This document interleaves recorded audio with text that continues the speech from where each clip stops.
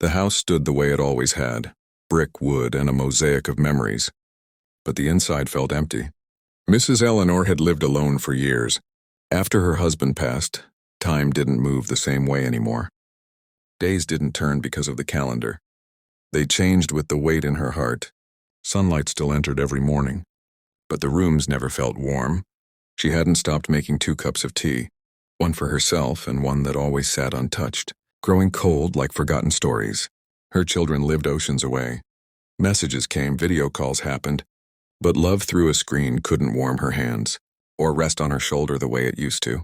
One afternoon, while reading by the window, she heard a soft scratch at the door. Pulling the curtain back, she saw a black and white cat, standing with its tail curled, eyes full of quiet hope. The next day it returned, and the day after that. Eleanor placed a bowl of milk outside. The cat approached carefully, eating in slow, grateful sips. Sometimes it looked up at her, as if saying, "You're not invisible. I see you."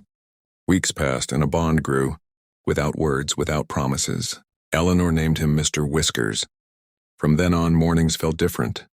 The silence had company. Before the sun rose, gentle taps sounded at the window. Tiny paws reminding her, "Wake up, there's light today." They walked together in the garden, one with careful steps, the other with a tail that swayed like a small flag of joy. When dew rested on the leaves, Eleanor would whisper, "See, not everything has withered."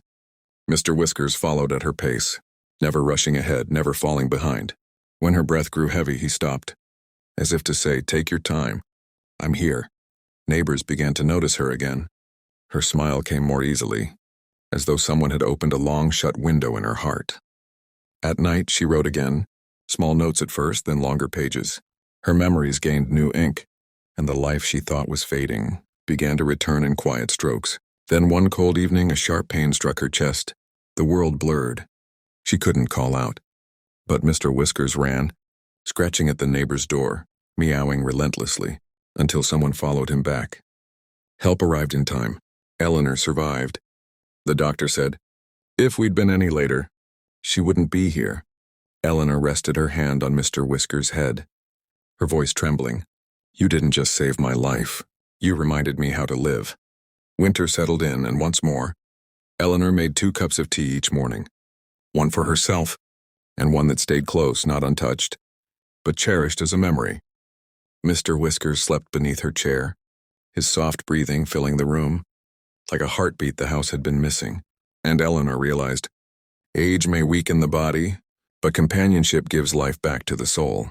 Every night she whispered, "Thank you for showing me the way home again."